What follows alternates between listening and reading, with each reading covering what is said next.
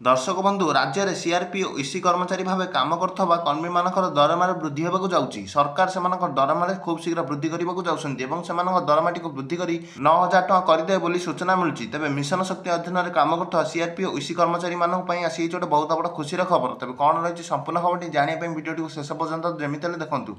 तो देखो दर्शक बंधु एवं मिशन शक्ति अधीन में काम कर सीआरपी और ईसी कर्मचारी दरमा वृद्धि को लेकिन सरकार करने जाऊँगी बड़ घोषणा। मिशन शक्ति अधीन में काम कर सीआरपी और ईसी कर्मचारी मैंने बहुत दिन तलू अपेक्षा कर सरकार केवे दरमा वृद्धि करेंगे। कारण सीआरपी और ईसी कर्मी मैंने राजधानी आंदोलन करते कि सरकार से दरमा वृद्धि करूँ से स्थायी निजुक्ति दिंतु और से अवसर पर पेंशन देवा सह आर्थिक सहायता राशि सरकार प्रदान करूँ एने से सरकार पाखे आंदोलन करते। तेज एवं सूचना मिलूँ सीआरपी और ईसी कर्मी मान समस्त दुख शुणा जाऊँ सरकार और से समस्त दाबी पूरण करने सह दरमा वृद्धि करने जाऊँ सरकार।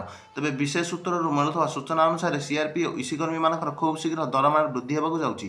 जदि सीआरपी और ईसी कर्मी मान दरमाटी वृद्धि करती सरकार ताले से दरमाटी 7,000 टଙ୍କା 9,000 टଙ୍କା होबार अधिकार अधिक संभावना रोचे। दर्शक बंधु सीआरपी और ईसी कर्मचारी मान दाबी पूरण को लेकिन सरकार जेकोसी भी घोषणा करती सर्वप्रथम आपण मैंने आम यही चैनल देखिपारे। तेणु दयाकोरी आम चैनल को लाइक और सब्सक्राइब कर दिंतु जहाँद्वारा जितेबाला भी सीआरपी और ईसी कर्मचारी जेकोसी भी अपडेट आसो सर्वप्रथम आप जानीपारे।